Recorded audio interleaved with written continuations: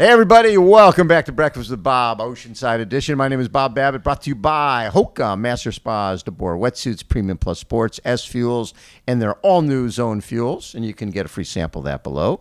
And our Challenged Athletes Foundation, our next guest, 5-time Ironman champion, 5-time 70.3 champion, Mr. Matt Hanson joins us. How you doing, Matt? I'm great. How are you? I am spectacular, and it's funny. I was just looking through. I'm like, wait, Matt turned pro in 2014.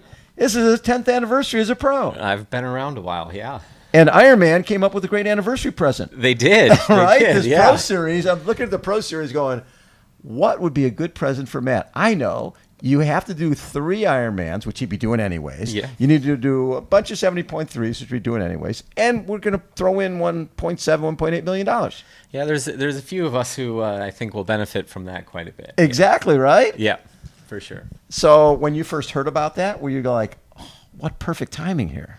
You know, when I first heard about it, I went to Kona to, my sister had qualified, so I went to support my sister. Yeah. I was just training there a little bit, and Julie was sagging my run out there, and she got the email, and so we were talking about it during a 20-mile run. So it was just kind of, getting that news in Kona, and we were kind of having that chat about what next year looks like, and it was like, well, now we know. And so when you look at, is your schedule a lot different than it would have been? No, I would have targeted Ironman Texas. I know you love Texas. Yeah. I really enjoyed Lake Placid last year when I went there. Yeah. And then Chattanooga is always a good race for me. Oceanside might not have been on the list, especially having a kid 3 weeks ago. But wait, you should become a dad 3 weeks ago? 3 weeks in a day, yeah. Way to go, man. Yeah. Congrats. That's Thanks. very cool. Yeah. So put a little bit of a hiccup in the last few weeks of training, but obviously we knew that was coming, and everything went smooth as smooth as can be. And Good so, for you. yeah, I'm looking forward to. I got in earlier today, looking forward to a real night's sleep tonight, and feeling brand new tomorrow.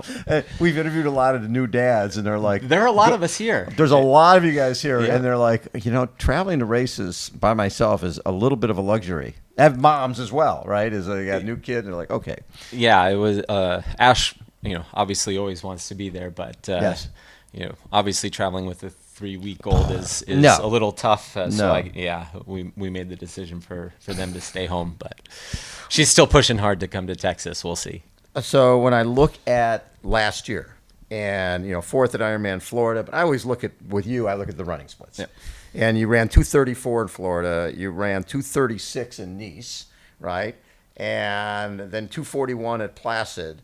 You had some, those are Matt Hanson runs. Yeah, I mean, I had a decent year last year. We had a little bit of trouble at Ironman Texas with a bike crash, and I then remember that. It was at Hamburg as well. Yeah, I had a health issue in Hamburg, so it wasn't the season that I wanted to. But I think that when you look at the splits at the end, there's still something left in the tank here, and so that's what this year is about, is going and showing what I can do in this new series. So with World Championships in Nice, and I'm guessing when you end up 21st and you're running a 2:36 marathon, you must have been pretty damn far back. Yeah, I'm like, that's a hell of a marathon. It must have felt like bugs in a windshield with you running by people. Well, I mean, I didn't have by any means a good day in Nice.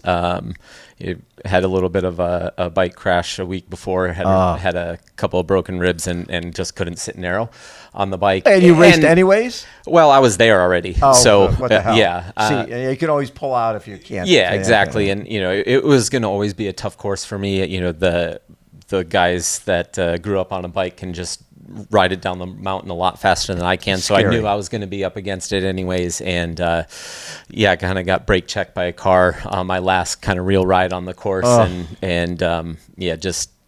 It was going to be a tough day anyways. But 21st wasn't really what we were going for there. No, but again, like 3rd at Placid, 4th at Florida.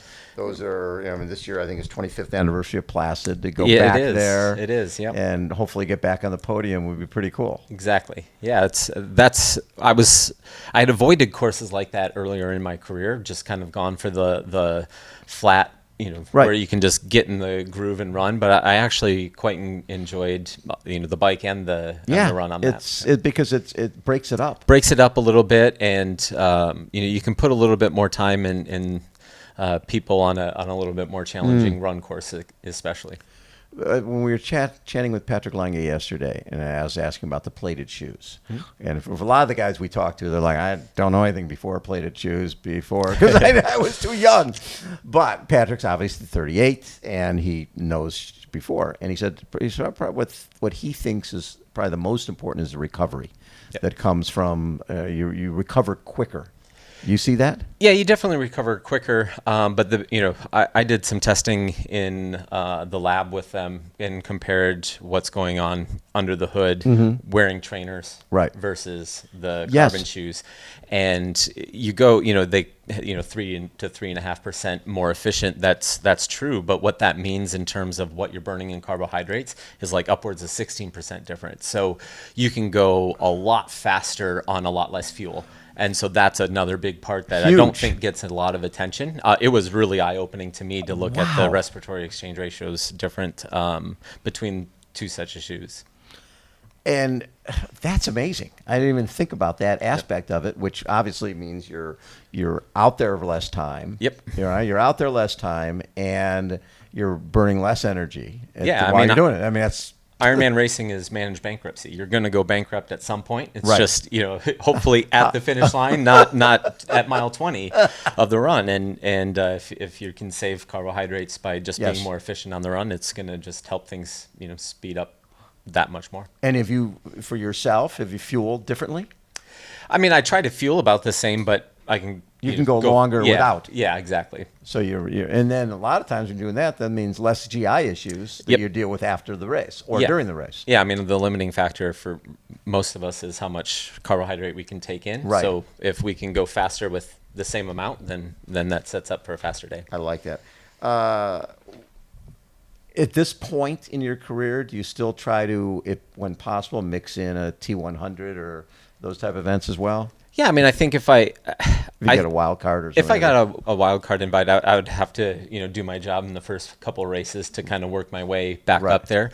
If it was the right course, I would definitely like to go and just be a part of it. Right. I think that both Ironman and the PTO are working really hard to elevate the game, elevate the sport. Yes. And, I've served on the PTO board. I'm not on there now, but I just finished up a 2-year term there. And so it's been a fun thing to be a part of. And so, I was able to be a part of the Collins Cup. I was able to be a part of the first, kind of 100 distance race in Daytona. And so just to be a part of all the new things is a thing that I would like to be able to look back on my career and say, I was a part of this series. Or as an athlete, to be able to look under the hood a little bit, right? To be sort of in those rooms where they're making those decisions. What were your learnings from that?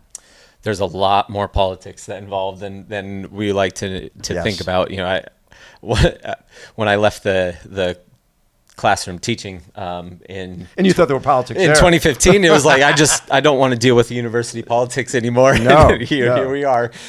Sometimes we're kind of like, do we have to be completely loyal to one side or the other? And I think they've done a pretty good job of understanding that success, rising tide kind of everybody works if we work together. Yeah, and so that's been good to see. Ironman obviously stepped up this year with their own series, and I think they're really trying to push the media front as well and keep upping the game. And so if that forces the PTO to keep upping the game, and it goes back and forth. I mean, the worst thing that can happen for the sport right now is for just one of them to not be successful. Exactly. And it's funny because over time you look at, you got Super League out there. I mean, there's, for any athlete coming in, if they're going to the Olympic protocol, they're trying that. And then they're like, I want to go even shorter. Okay, maybe you qualify for Super League.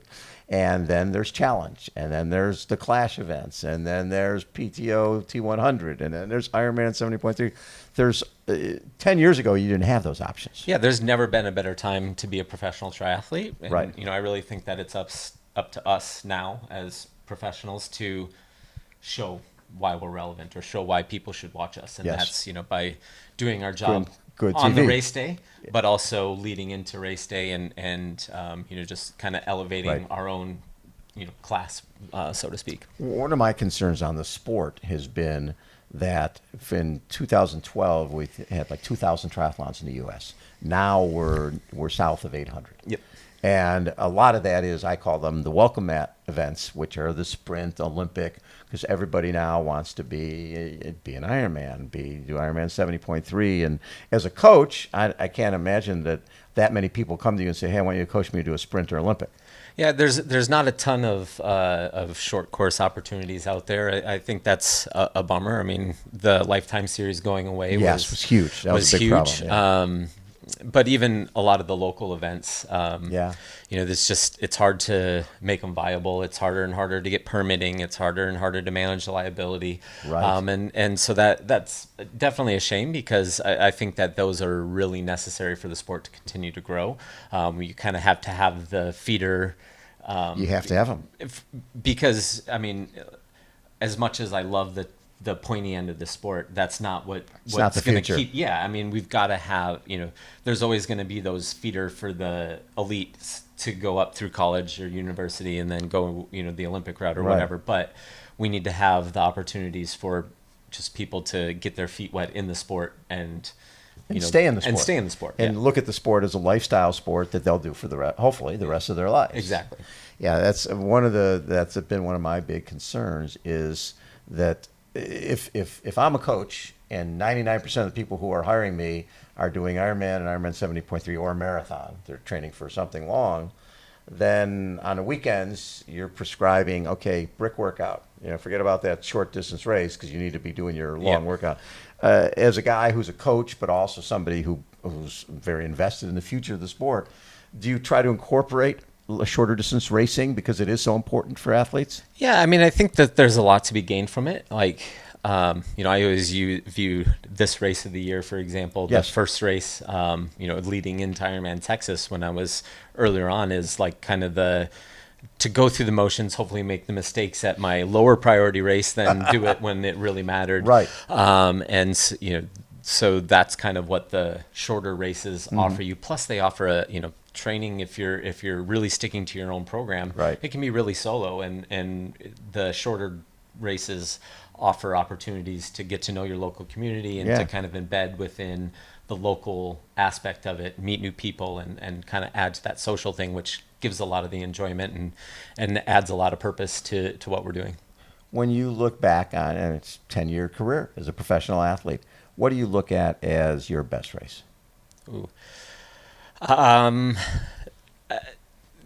The two of them probably. Texas in 2018, the first time I ran a 2:34. That was before the carbon shoes that we talked about. Exactly. And then Daytona in 2020. When you ran your way onto the podium. When I ran up from 23rd or 22nd all the way up to second. So Yes. those were, those two races definitely gave me that feeling that I'm always chasing. You get that feeling when you cross the finish line. You left everything that you have out there, and you're exhausted, but on cloud nine, and it's a pretty special moment when you know that you have nothing left. Like that was what you had on the day. Well, you had nothing left, and you got second place. Yeah. I mean, Right. but like those are the days that I had nothing left, got second place. So you tip the hat, go to the drawing Faster board. guy.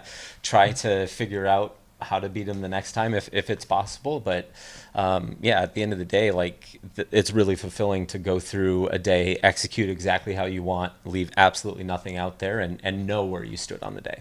So as a coach, obviously your athletes learn from you. What have you learned from them? You're always learning. I think you're reminded a lot of times. You're reminded of the things that you just might like overlook. I've been doing this for a little bit, and so you kind of go into autopilot. But their questions kind of remind, like I've got to do that, and or just a lot of the mindset type things that but sometimes you just get away from when you've got somebody who's worrying about a October race when they've got 5 races before that or something like that. It's just like staying focused on the task at hand and things like that. That there's definitely a lot of small moments that you can take away. How have you changed as an athlete? As obviously, when you're coaching other people, technology becomes important because, like you said, people want to be able to be better, and they've got jobs and families and want to spend. They want to spend quality time training, but they don't want to spend a ton of time training. Yeah, I've definitely changed in a lot of ways. I think technology can be very helpful, but it can also quickly become a crutch. I try to encourage a lot of the athletes not to use erg mode every single session because we have to be able to control the power, for example. But like for myself, I used to put way too much of my mental battery or kind of drain that in the training, especially early in the season. And, if you look at the results from the first half of my career, I had my best race of the year in April. And then I kind of just fizzled out a little bit. And so I was really good at using the off season and growing and then just kind of peaking at the wrong point in time of the year. And so that's been the shift, is to try to take some of that mental energy, tick the boxes green, do the work, but not stress so much about things early on, and then kind of build, kind of try to get the snowball rolling towards, the October timeframe when it really matters. So October, are you already in Kona, or do you have to qualify? I have to qualify, so hopefully that comes at Ironman Texas. I didn't get the job done at Florida. I missed it by about 30 or about a minute. You were 4th. I was. Yeah. Oh my God! But wow, with a 2:34 marathon. Yeah. That's. I mean, the funny thing is you look at this weekend. There's 10 guys I think who've ran under 110, and 5 years ago, if you ran a 113, 112, yeah, you were going to be fine. Here, yeah. you probably had to go 12 or 11, and it's just now if you're not first pack swim and hanging on to the back of the bike, you better be able to run a 105. And it's just that's just the way it is. It's a growing sport. It's exciting, and it keeps you coming back every day and making sure that you're doing everything that you can to try to make that next step forward. And obviously, the coaching will go on long after your racing career is over. How long do you want to race? Till it's not fun. Yeah, it's still fun, right? Yeah, exactly. I mean, I've got plenty of good years left, I think. When you're running the way you're running, that's still there. And the preparation is fun. Like, I wake up every morning and I'm excited to go train. Well, 9 days out of 10, I wake up and I'm excited to go train. There's always one day where it'd be nice to hit the snooze button or something. But I'm in a fortunate position where I can do what I love and still make it work. And until I'm not loving it, or until it isn't financially viable anymore, I'm going to keep on going. I love it. Always love seeing you at the races, man. Great And to congratulations on 10 great years. Yeah, thank you. It's been you're like, oh my God, 10 years, but it has been. It's gone quick. It's gone really quick. Matt Hanson has been our guest. Everybody, again, Breakfast with Bob from Oceanside. Hold on, we will be right back.